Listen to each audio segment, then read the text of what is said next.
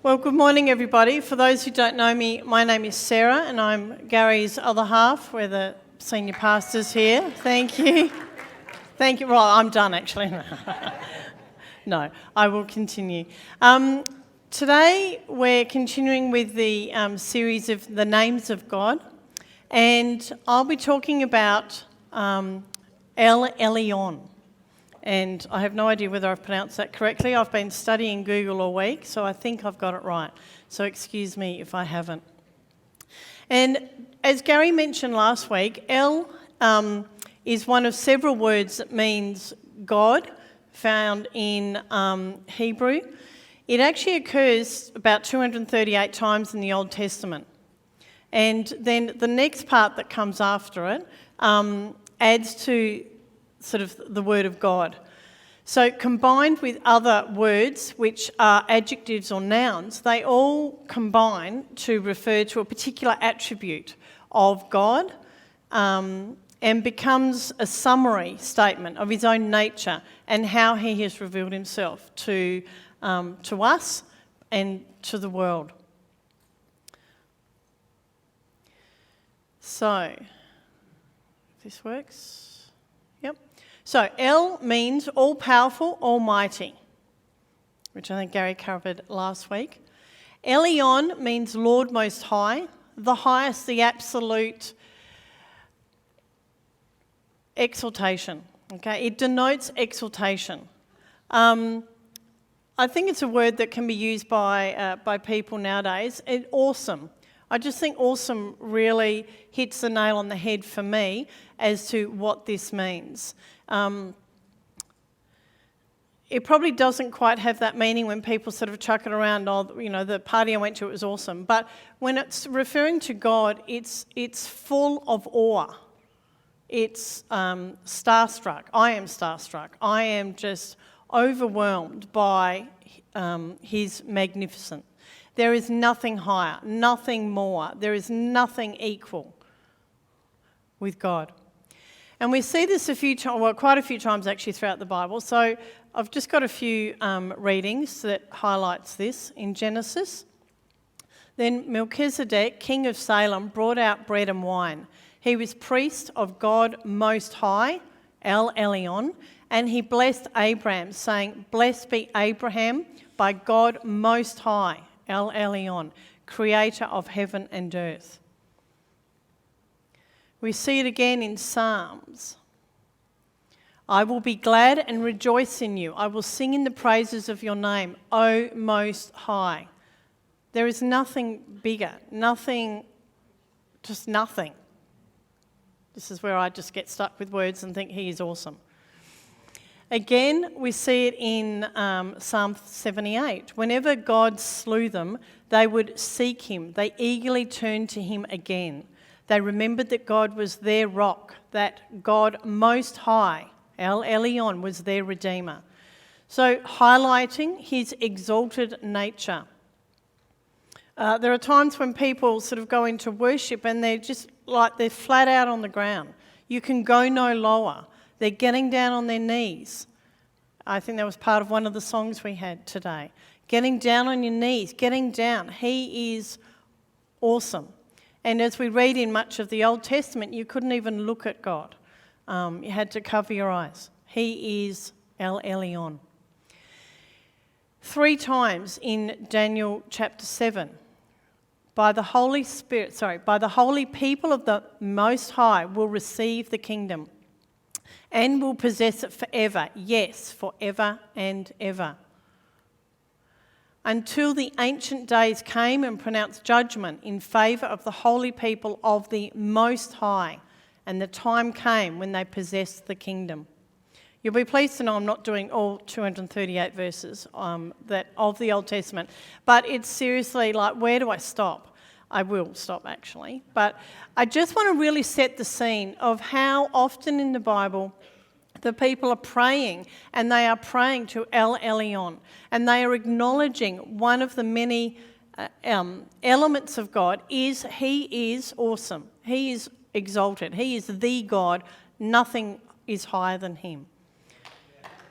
He will speak against the Most High and oppress his holy people and try to change the set times and the laws. The holy people will be delivered into his hands for a time, times and half a time. Now, I'll just take us back to, I want to talk about, this might seem a little bit of a sidetrack, but buckle up and bear with me, please. This is something that I guess to me has highlighted one of the aspects of how awesome God is. And it's really been on my heart to actually share this with you as an example of how awesome God is. Leonardo Fibonacci was an Italian mathematician during the Middle Ages. Somebody quoted, without a doubt, the most original and capable mathematician of the medieval Christian world. In 1202, he introduced the current numerical system we use of the actual numbers that we use, the 0, the 1, the 2, because prior to that it was Roman numerals. Roman numerals get really cumbersome when you're trying to talk about hundreds and thousands. And you've got to remember, is the V 5? And if the one's on this side, is that 4? Is it 6? Very cumbersome. So he's been accredited, along with, I think, there's also talk about having come originally from India. But he actually wrote a piece about this, and it took a little while for it to sort of become known. But his name is associated with the discovery of that. But he also introduced what's called the Fibonacci sequence. And I've got the first few numbers there. And for those of you who don't know it or haven't heard of it or can't work out the pattern, let me help. He starts with a number, and then he just adds on 1. And then the first two numbers, 0 and 1, when you add them together, you get 1. So that explains the third number. Then you add the 1 and the 1, and you get 2. So you're adding the two preceding numbers to get the next one on.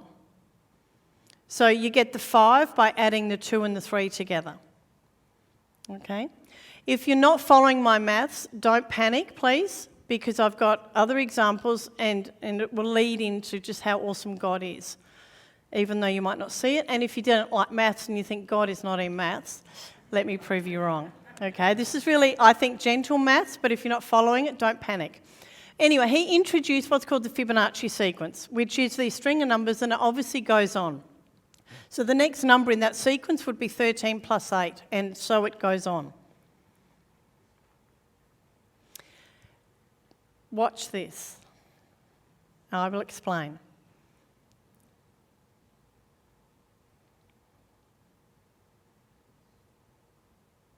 Fibonacci sequence then leads into what we call the Fibonacci spiral. So the very beginning of that was just drawing one square. Then you add one square beside it, and 1 plus 1 equals 2. So above that, they've got a square that is 2 by 2. 2 plus 1 is 3. Therefore, what's that right? You've got a square of 3, 3 by 3. And then the 3 plus the 2 equals a 5, and so it goes on. And if you are to draw a sort of a bit of a semi-diagonal line from one corner to the other, and then take it round through the 2, and then the 3, and then the 5, the 8, the whatever, you get a spiral. This is referred to as the Fibonacci spiral. So you count the units along the edge of each of the squares, starting at the innermost square, and then draw a line through them. I know you're still thinking, where is Sarah going with this? I'm now bringing, if you haven't followed the maths, don't panic. Because what is, to me, really awesome is that there are Fibonacci spirals in nature. You get a seashell, you get an aloe vera plant. These are just a couple of examples. And I could be sort of here for 3 days giving you more and more examples. But you'll be pleased to know Gary had a look at my slides and chose no. Let's just cut this one out. But I do have a couple more examples because I just want to highlight something that really, like when I first heard about this, I was just thinking, wow, this is amazing. I am a maths teacher, by the way, just in case you had worked out why. But when I first came across this, my first thought was, even though I was in a non-Christian school talking about this, was, oh my goodness, how awesome is God? And humans have sort of discovered this and thought, wow, isn't this amazing? I wonder why. And I'm thinking, I actually know why. But I wasn't in a position to share. Pine cones have the Fibonacci spiral. But pine cones actually have the spiral that can go in one way plus also the other way. And as it says there, the number of clockwise spirals is 8, and then counterclockwise or anti-clockwise is 13. Now, 8 and 13 are two of those numbers in that Fibonacci sequence. Okay? Are you at least following me with patterns, even though you might not follow the numbers? That's cool. It's patterns. God has patterns and there is order. I really want those sorts of messages to come through, even if you think maths is not of God. Maths is of God. Because also, and this is what is really added to my excitement over how awesome God is. There are Fibonacci spirals in space and also in storms. And what's that? The picture on, I think you can work it out. The picture underneath the word storms is actually a storm, and I'm not sure if it shows up. Yep, a bit of green. So that's actually a storm, like a cyclone or a hurricane, off the edge of a coast. And those storms can go either way. So it doesn't really matter with a Fibonacci spiral whether you go clockwise or anti-clockwise. But there's a Fibonacci spiral in there. The picture on the other side is actually a picture taken in space, and the Fibonacci spiral can be put onto that. And I think one of the, no doubt scientists have come up with reasons why, but these sorts of stars, they appear to actually, physically, as they're moving, but move spirally. I don't know if that's a word, spirally. It is now. But some people think, well, why don't the stars sort of just get all sucked in or flung out? But they don't. They just keep moving. They just keep moving in a spiral. So even though Fibonacci is found a lot in nature, galaxies supposedly are random, okay?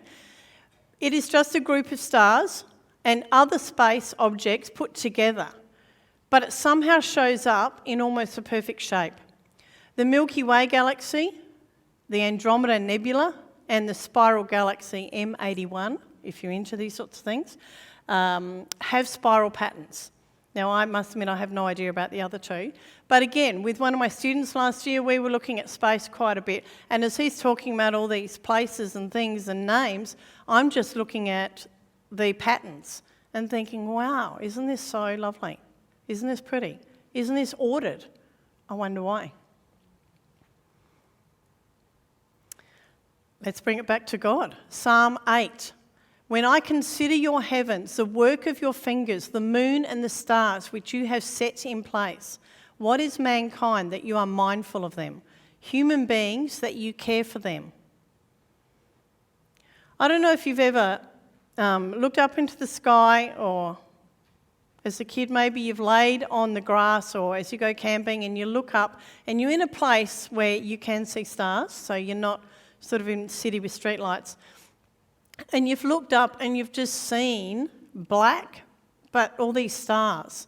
And if you've ever wondered what is happening up there, but also how massive, how big, and yet here am I, lying on the grass watching, looking up.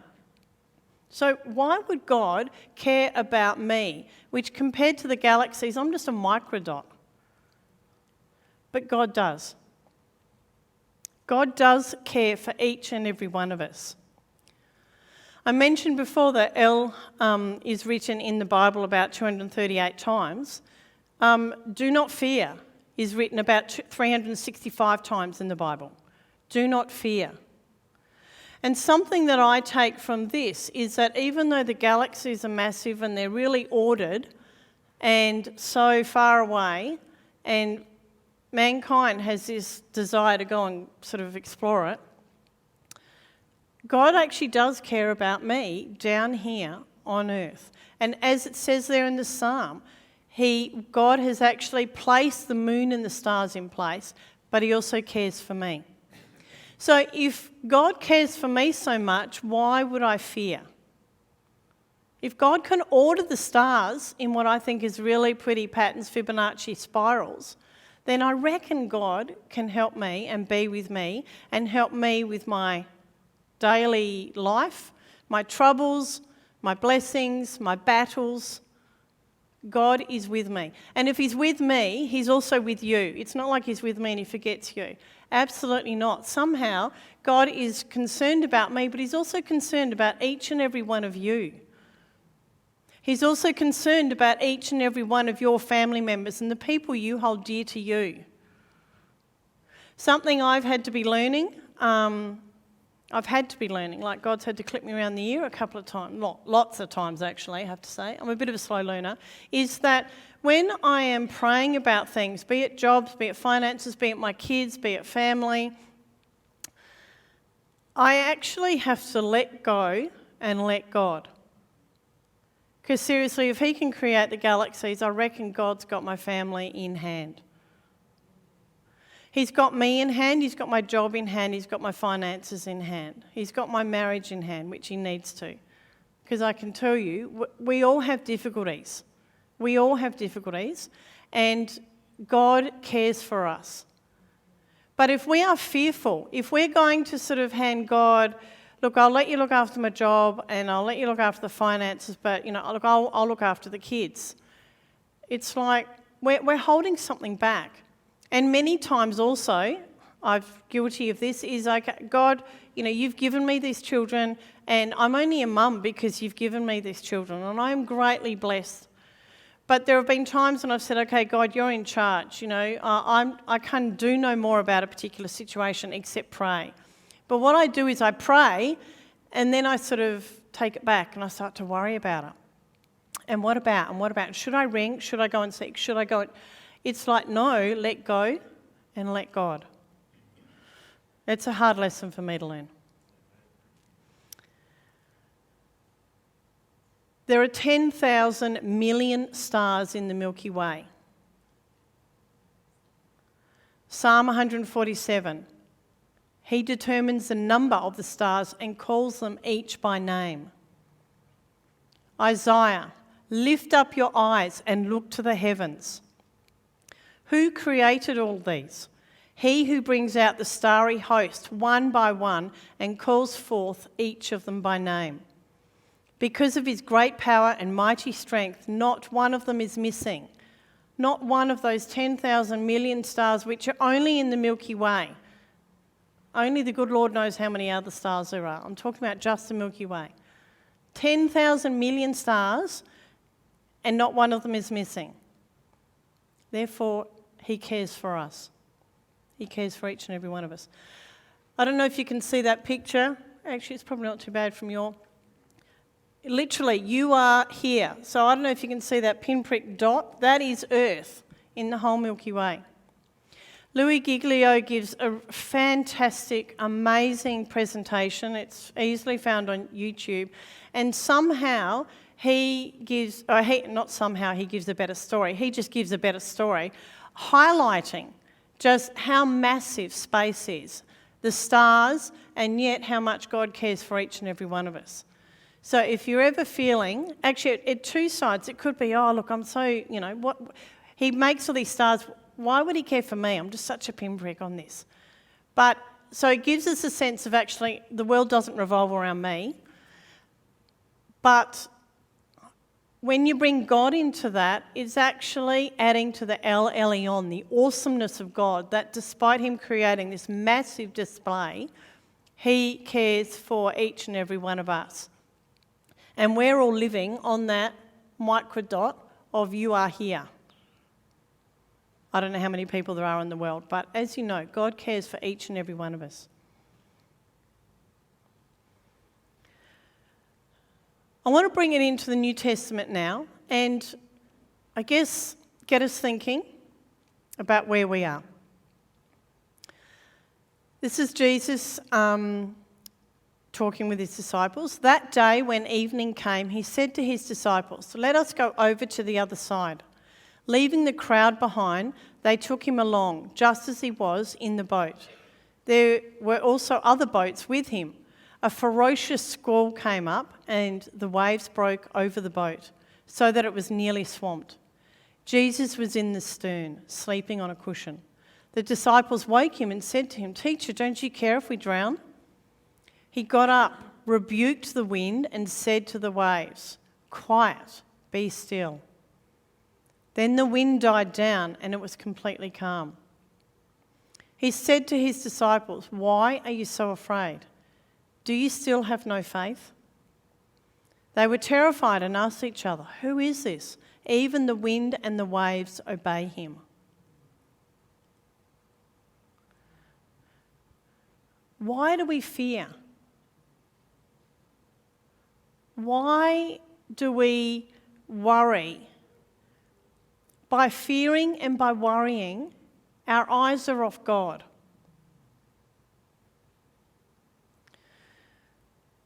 When our eyes are off God, we are not hearing him, we're not pressing into him, we are not able to receive his blessings fully. We need to stop listening to the little voices inside our head saying, "God can look after these parts of my life, but I'll look after these ones." Or we give stuff to God. We say, "God, you're in charge of, I'm applying for a job. God, this is in your hands." And then when I don't get the call, should I ring them? Should I maybe flick off an email? What should I do? No, it's just let go and let God. And if we can all be in that boat with Jesus, really, actually, if you are in a storm, I want to be in that storm with God. Because if God's not with me, then I'm doomed. I'm doomed. I may as well just throw up my hands and just get carried away with the wind. Which when we are fearful, that's what happens. That's what happens. Fear gets to us and we start to move things around. We start to work on things ourselves. It was possibly not quite fear, but with Abraham and Sarah, and they were told they were going to have a child. And it's like, yeah, right, what's that? We're too old. But the promise was, you will have more descendants than there are stars in the sky, or as many descendants as there are stars in the sky. And yet they decided to then clearly we've got to go and work this out ourselves. And hence Ishmael comes along. We have got to let go and let God and trust his timing and not let fear get the best of us. And I talk about family and house and finances, but there is stuff happening out in the media, in the world. And I must admit, to a certain extent, I don't read it all because I can get overwhelmed by it. But if I was to, the stories I hear from my parents, and I was not around, my grandparents were not around for me to hear them talk, but I had the privilege of being able to be around Gary's grandparents. The worries and the concerns they talked about, whether it was war breaking out, whether it was polio breaking out, whether it was, what they thought was happening in the world, these sorts of things are always happening. And we do what we are called to do. Keep your eyes on God, and if God calls you to go and do something or be involved or just work in your work environment, be pleasant, put a smile on your face, be patient, trust and pray, then God has it in hand. Seriously, God has it in hand. So, thank you for riding the wave of Fibonacci spirals and sequences with me. But I'm hoping that by the end of this, you've actually got a little bit of an idea of just how awesome God is. And I reckon each and every one of you would have an example of your own, be it family, be it the way it seems Tapestry has come together for you to find a partner, have kids, be where you are, have moved from somewhere to somewhere else. I can guarantee the story of how Gary and I got together from 2 different states. God has it in control. And we've got to keep our eyes on God, and he will bring great blessings. And to not be striving for the things that we really want. God actually knows the treasures of our heart. He knows possibly we would like a family, we want to get married, we want a job, we want a nice house, we want to travel somewhere, we want to see somewhere else. But how much are we going to lay that at the foot of the cross and say, God, if this is your will, we'd really love this, but if it doesn't happen, then that's fine. Or how much are we going to actually hang on to those things and keep striving for them?